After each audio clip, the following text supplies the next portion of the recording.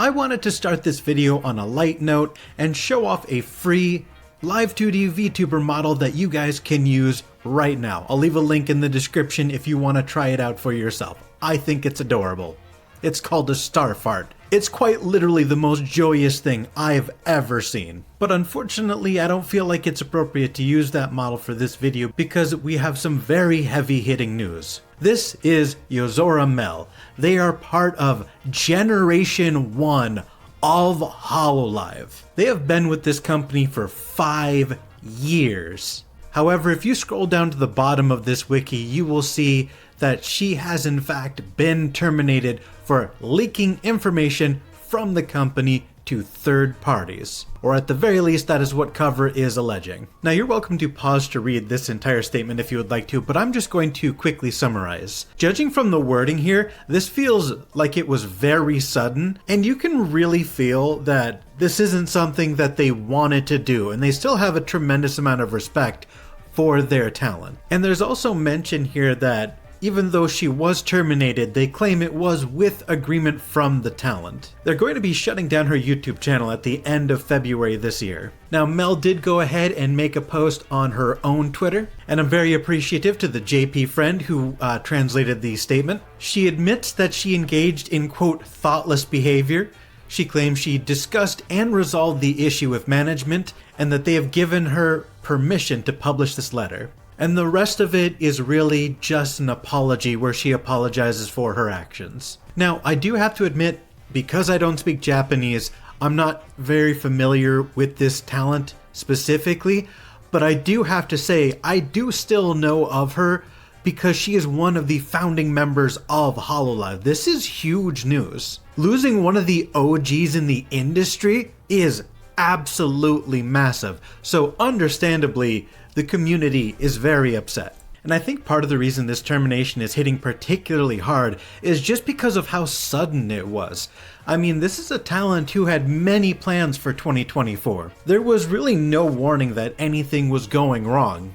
And I mean, not to beat a dead horse, but you know, when you had talents like Zion get terminated from Niji Sanji, there was definitely some writing on the wall with the way she was acting on stream that she might get in trouble for her actions. But it truly seems that in this case, the talent made a mistake, got caught, and was abruptly terminated. And there are many replies to this message from Cover about Mel's termination, but I actually want to focus on one of their staff members, Achan, and she has said, "Thank you, Mel, for contributing to Hololive for so long and creating so many memories."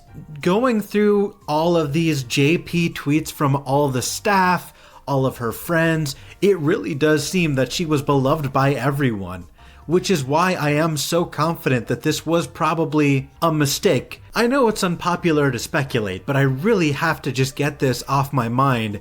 You know, 5 years and 8 months with the company, being one of the founding members just to get abruptly terminated right at the beginning of the year after already having made plans for the rest of the year. Without a doubt, there are details of this situation we don't have access to. It must have been a pretty big mistake. And I genuinely believe it's something we could classify as a mistake, even if it's an action they took intentionally, because I don't think a talent with this amount of goodwill and good standing would do something to jeopardize a 5-year career on a whim. And if they did want to leave, presumably they would graduate with good standing rather than create the circumstances for termination. And it's hard not to wildly speculate as to what happened behind the scenes. I'm tremendously curious. This next segment is more of a grievance about something I've already talked about, but still have complaints about.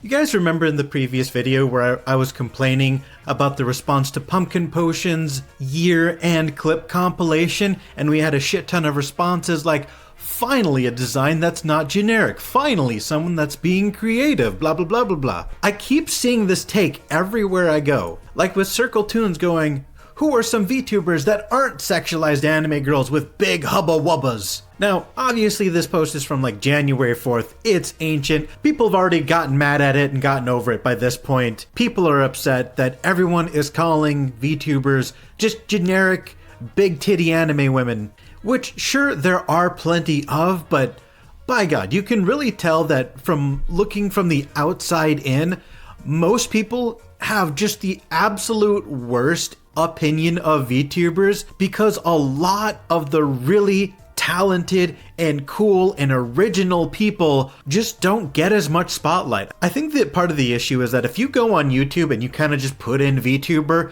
a lot of it is like clips of big titty anime women doing lewd shit, and a lot of the jokes that become popular are popular because they're lewd, not because they're actually funny. I swear to God, even if a VTuber is completely say-so, someone's gonna take what they say out of context and throw it in a clip, and the title is gonna be like, VTuber said what? Unhinged! And then you actually watch the clip and it's something completely mundane. I feel like the VTuber clippers getting so invested in clickbait to maximize views are unintentionally spreading a false image of what this community has to offer. And I don't blame them for doing that. I mean, get that bag, get those views, that's not my issue. But I'm saying there was a way to more easily promote some of the more indie and original and exciting concepts that are going on. Hell, even in mainstream corpo spaces, there are still designs and concepts and content creators that don't follow this coomer bait cringe aesthetic that apparently our entire community is known for. Like my Kamiyoshi Karagiali. I mean, one look at this stream and you already know they're up to some bullshit. Like, what's with the pacifiers? What's going on? And look at her outfit. It's sick as fuck. Look at that ninja kimono. Then of course there's the goat, Kenji, using the ugliest model I think I've ever seen in VTubing. He has a better model, but he likes to use this absolutely scuffed monstrosity for reasons I will never understand. And this man is one of the funniest motherfuckers alive, I swear. No cap, this man is hilarious. Instead of just like beating your chest and getting angry on Twitter and being like, no, you're stupid and wrong and this is my passion and anyone who disagrees with my passions is evil. Rather than doing all that and starting a whole fucking drama on the internet that's never gonna change anybody's minds, just find a clip of someone that doesn't do what they think everybody does in this space and let them go down the rabbit hole all on their own. Let me tell you, friends, there's so much good shit to discover that isn't, you know, quote unquote mainstream. And the last thing that I wanted to talk about is Twitch news. And you know I love talking about Twitch, even though it's not directly VTuber related with so many VTubers on Twitch and just generally good streamers in general. I gotta talk about this shit. So do y'all remember when Twitch announced it was no longer gonna be offering services in South Korea? They mentioned that it's like legitimately 10 times more expensive to host servers in Korea than anywhere else in the world. Like, it's just way too expensive. Well, Dexerto posted this article about this South Korean agency that wants to help streamers stay on Twitch after they claimed they would cease operations. But I actually read through the article and I don't think it's quite as much of a solution as people are thinking it is. Because first of all, it's an MCN, and the way MCNs operate is by taking a chunk of your revenue in exchange for offering services like sponsorships or advertisement or whatever. So already, we're not at a great start because now your only option for streaming in Korea is to join an organization that's going to take a cut of your profit. So already we're off to a bad start. Second of all, going through this post, it seems that they're not actually tackling the problem directly with Twitch. A lot of people are accusing this company of basically lying. They say, so basically we are going to lie and create American accounts for them to get around the Korea ban. Another comment saying they will be Koreans with a quote US work visa working for a US based company streaming on Twitch. Which in my opinion sounds really complicated.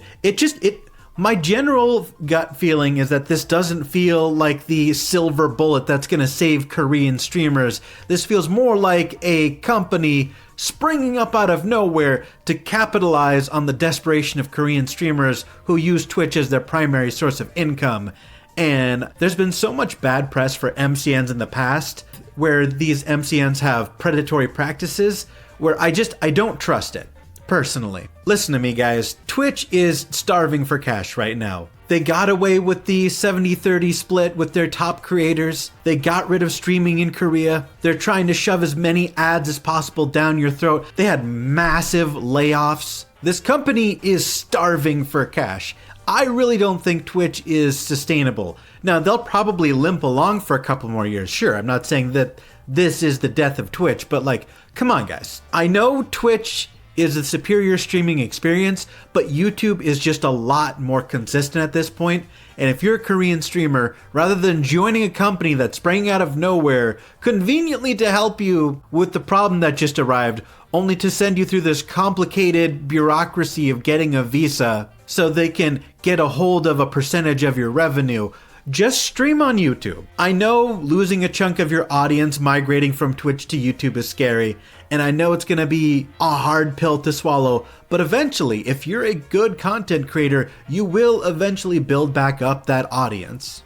And in fact, I would argue it's a lot easier to be discovered on YouTube because YouTube allows you to make videos and especially make shorts. And I'm sure all of you understand the virality of short form content. Also, pro tip, if you are making YouTube shorts, uncheck the feature that notifies your subscribers. Because here's the thing, if those notifications go out and your subscribers don't watch them, the algorithm perceives that as a uninteresting video that no one is watching, and it's not gonna get promoted. If you uncheck shorts specifically, that means the video is only going out to live, active users looking at shorts right this very moment. Uncheck that option in YouTube Studio when you upload a short, and you will have a drastically higher chance of going viral. I'm not saying it will. I'm not making promises, it's just a little tidbit that I heard floating around the YouTuber sphere. But ultimately, that's all I wanted to talk to you guys about today. I hope you enjoy the rest of your day. Comment on your opinions about today's content in the comment section down below. Bye!